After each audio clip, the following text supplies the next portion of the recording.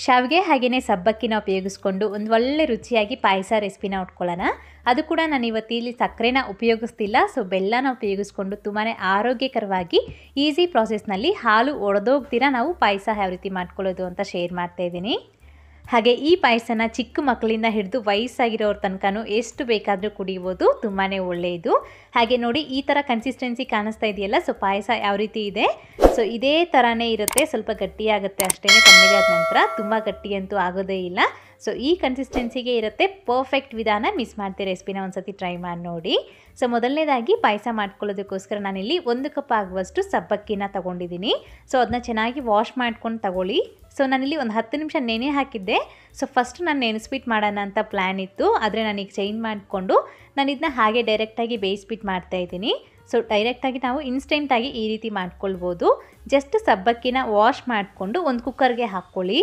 ಹೀಗೆ ಇದಕ್ಕೇ ಒಂದು ಅರ್ಧ ಟೀ ಸ್ಪೂನ್ ಆಗುವಷ್ಟು ತುಪ್ಪನ ಸೇರಿಸ್ಬಿಟ್ಟು ಹಾಗೆ ಒಂದು 2 ಕಪ್ನಷ್ಟು ನೀರನ್ನ ಹಾಕ್ಕೊಳ್ಳಿ. ಸೊ ನೀರು ಜಾಸ್ತಿ ಹಾಕ್ಕೊಳ್ಳೋದಕ್ಕೆ ಹೋಗಬೇಡಿ, ಯಾಕಂದರೆ ವಿಸಿಲ್ ಬಂದಾಗ ನಮಗೆ ಅದು ಉಕ್ಕೋಗೋ ಚಾನ್ಸ್ ಇರುತ್ತೆ. ಸೊ ಅದಕ್ಕೋಸ್ಕರ ಸೊ ಲಿಡ್ನ ಕ್ಲೋಸ್ ಮಾಡಿಬಿಟ್ಟು ಹೈ ಫ್ಲೇಮ್ನಲ್ಲಿ 2 ವಿಸಿಲ್ ಹಾಕಿಸ್ಕೊಳ್ಳಿ, ಅಷ್ಟೇ ಸಾಕು.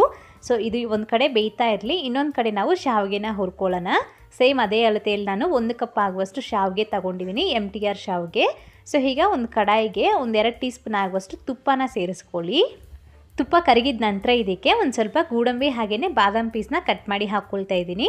ಸೊ ನಿಮ್ಮ ಹತ್ರ ಯಾವ ಡ್ರೈ ಫ್ರೂಟ್ಸ್ ಇದ್ದರೆ ನೀವು ಅದನ್ನ ಹಾಕ್ಕೊಳ್ಬೋದು, ಅಥವಾ ಒಣಗಿದ ಕೊಬ್ಬರಿನೇ ಸಣ್ಣಕ್ಕೆ ಕಟ್ ಮಾಡ್ಕೊಂಡಾದರೂ ಹಾಕ್ಕೊಳ್ಬೋದು. ಸೊ ಇದನ್ನ ಲೈಟಾಗಿ ರೀತಿ ಒಂದು ಸತಿ ಮಿಕ್ಸ್ ಮಾಡ್ಕೊಂಡ್ಬಿಟ್ಟು ಆನಂತರ ಇದಕ್ಕೆ ಒಂದು ಸ್ವಲ್ಪ ಒಣದ್ರಾಕ್ಷಿ ಕೂಡ ಹಾಕ್ಕೊಂಡು ಫ್ರೈ ಮಾಡ್ಕೊಳ್ತಾ ಇದ್ದೀನಿ. ಜಸ್ಟ್ ಈ ಡ್ರೈ ಫ್ರೂಟ್ಸು ಒಂದು ಅರ್ಧ ಫ್ರೈ ಆಗಿದ ಮೇಲೆ ಇದಕ್ಕೆ ನಾವು ಶಾವಿಗೆನ ಹಾಕ್ಕೊಳ್ಬೇಕಾಗತ್ತೆ. ಸೊ ನಾನಿಲ್ಲಿ ಡೈರೆಕ್ಟಾಗಿ ಇದಕ್ಕೇ ಶಾವಿಗೆನ ಹಾಕ್ಕೊಂಡು ಫ್ರೈ ಮಾಡ್ಕೊಳ್ತಾ ಇದ್ದೀನಿ. ಸೊ ನೋಡಿ ಈ ರೀತಿ ಶಾವಿಗೆ ಕೂಡ ಹಾಕ್ಕೊಂಡು ಕಡಿಮೆ ಉರಿಯಲ್ಲಿ ಚೆನ್ನಾಗಿ ಒಂದು ಒಳ್ಳೆ ಕಲರ್ ಬರೋ ತನಕ ನಾವು ಫ್ರೈ ಮಾಡ್ಕೊಳ್ಬೇಕಾಗತ್ತೆ. ಸೊ ಆಗಲೇ ನಮಗೆ ಒಂದು ಒಳ್ಳೆ ಟೇಸ್ಟ್ ಬರುತ್ತೆ. ಸೊ ಕಡಿಮೆ ಉರಿನಲ್ಲಿ ಮಾತ್ರ ಈ ಶಾವಿಗೆನ ಒಂದು ಒಳ್ಳೆ ರೆಡ್ ಕಲರ್ ಬರೋ ತನಕ ಫ್ರೈ ಮಾಡ್ಕೊಳ್ಳಿ. ಸೊ ನೋಡಿ ಕರೆಕ್ಟಾಗಿ ಒಂದು 5 ನಿಮಿಷ ಟೈಮ್ ತೊಗೊಂಡಿದೆ. ಸೊ ಈ ರೀತಿ ಫ್ರೈ ಆಗಿದೆ ಅಲ್ವಾ. ಸೊ ಇಷ್ಟರಲ್ಲಿ ನಮಗೆ ಡ್ರೈ ಫ್ರೂಟ್ಸ್ ಕೂಡ ಚೆನ್ನಾಗಿ ಫ್ರೈ ಆಗೋಗಿರುತ್ತೆ. ಸೊ ಇದಕ್ಕೆ ನಾವು ಈಗ ನೀರನ್ನ ಹಾಕ್ಕೊಂಡು ಶಾವಿಗೆನ ಬೇಯಿಸ್ಕೊಳ್ಬೇಕು.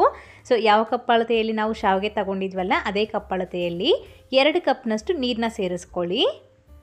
ಸೊ ನೀರು ಹಾಕ್ಕೊಂಡು ಚೆನ್ನಾಗಿ ಮಿಕ್ಸ್ ಮಾಡ್ಕೊಂಡ್ಬಿಟ್ಟು ಲಿಡ್ನ ಕ್ಲೋಸ್ ಮಾಡಿಬಿಟ್ಟು ಮೀಡಿಯಮ್ ಫ್ಲೇಮ್ನಲ್ಲಿ ಒಂದು 5 ನಿಮಿಷ ಬೇಯಿಸ್ಕೊಳ್ಳಿ. ಸೊ ಬೇಗನೆ ಬೆಂದೋಗ್ಬಿಡುತ್ತೆ, ಸೊ ನೋಡ್ಕೊಳ್ತಾ ಇರಬೇಕು.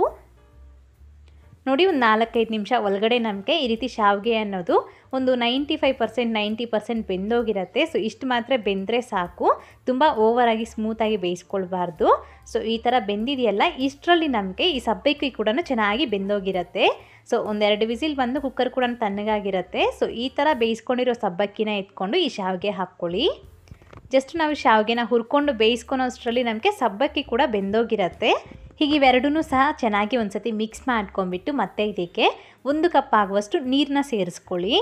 ಮತ್ತು 2 ಕಪ್ನಷ್ಟು ಸಣ್ಣಕ್ಕೆ ಕಟ್ ಮಾಡ್ಕೊಂಡಿರೋ ಬೆಲ್ಲನ ಹಾಕ್ಕೊಳ್ಳಿ. ಸೊ ನೀವು ಸಕ್ಕರೆ ಉಪಯೋಗಿಸೋದಾದರೆ ಸಕ್ಕರೆ ಆದರೂ ಹಾಕ್ಕೊಳ್ಬೋದು. ಇದೆಲ್ಲನೂ ಸಹ ಚೆನ್ನಾಗಿ ಮಿಕ್ಸ್ ಮಾಡ್ಕೊಂಡ್ಬಿಟ್ಟು ಈಗ ಒಂದು 3-4 ನಿಮಿಷಗಳ ಕಾಲ ನಾವು ಚೆನ್ನಾಗಿ ಕುದಿಸ್ಕೊಳ್ಬೇಕಾಗತ್ತೆ ಪಾಯಸನ. ನೋಡಿ ಒಂದು 4 ನಿಮಿಷ ಆದಮೇಲೆ ನಮಗೆ ಚೆನ್ನಾಗಿ ಕುದೀತಾ ಇದೆ.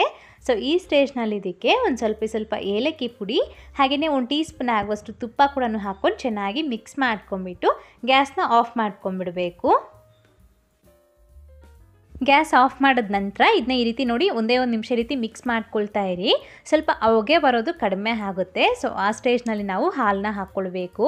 ಸೊ ತುಂಬ ಬಿಸಿ ಇದ್ದರೆ ನಮಗೆ ಹಾಲು ಅನ್ನೋದು ಒಂದೊಂದು ಸತಿ ಒಡೆದೋಗುತ್ತೆ. ಸೊ ಅದಕ್ಕೋಸ್ಕರ ನೋಡಿ ಈ ರೀತಿ ಸ್ವಲ್ಪ ನಮಗೆ ಹೊಗೆ ಅನ್ನೋದು ಬರ್ತಾ ಇರೋದು ಸ್ವಲ್ಪ ಕಡಿಮೆ ಆಗುತ್ತೆ. ಸೊ ಈ ಸ್ಟೇಜ್ನಲ್ಲಿ ನಾವು ಹಾಲನ್ನ ಹಾಕ್ಕೊಳ್ಬೇಕು.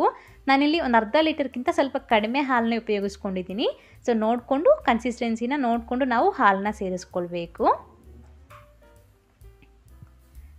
ನಾನಿಲ್ಲಿ ಟೋಟಲ್ ಆಗಿ ಒಂದು 3 ಕಪ್ನಷ್ಟು ಹಾಲನ್ನ ಹಾಕ್ಕೊಂಡಿದ್ದೀನಿ. ಹಾಕ್ಕೊಂಡು ಚೆನ್ನಾಗಿ ಮಿಕ್ಸ್ ಮಾಡ್ಕೊಂಬಿಡಿ. ಮಿಕ್ಸ್ ಮಾಡಿಕೊಂಡು ಮುಚ್ಚಳ ಮುಚ್ಚಿಬಿಟ್ಟು ಒಂದು 10 ನಿಮಿಷ ಪಕ್ಕಕ್ಕೆ ತಿಟ್ಕೊಳ್ಳಿ. ಸೊ ಒಂದು 10 ನಿಮಿಷ ಆದ ನಂತರ ಇದನ್ನ ಸರ್ವ್ ಮಾಡ್ಕೊಳ್ಳಿ. ಒಳ್ಳೆ ಸೂಪರಾಗಿ ನಮಗೆ ಪಾಯಸ ಅನ್ನೋದು ರೆಡಿಯಾಗಿರುತ್ತೆ. ನಿಜ ತುಂಬಾ ರುಚಿಯಾಗಿರುತ್ತೆ. ಎಷ್ಟು ಕುಡಿತಾ ಇದೀವೋ ಲೆಕ್ಕ ಇಲ್ದಿರ ಕುಡಿತೀವಿ. ನೀವು ಇನ್ನೂ ಇದಕ್ಕೆ ಬೇಕು ಅಂತಂದರೆ ಪಾಯಸ ಮಾಡುವಾಗ ಸ್ವಲ್ಪ MTR ಬಾದಾಮ್ ಮಿಲ್ಕ್ ಪೌಡ್ರ್ ಬರುತ್ತಲ್ವ, ಸೊ ಅದನ್ನಾದರೂ ಹಾಕ್ಕೊಳ್ಬೋದು, ಇನ್ನೂ ಚೆನ್ನಾಗಿರುತ್ತೆ. ಸೊ ಮತ್ತು ಇವತ್ತಿನ ಈ ರೆಸಿಪಿ ಇಷ್ಟ ಆದರೆ ಲೈಕ್ ಮಾಡಿ, ಹಾಗೆ ನಿಮ್ಮ ಫ್ರೆಂಡ್ಸ್ಗೂ ಶೇರ್ ಮಾಡಿ.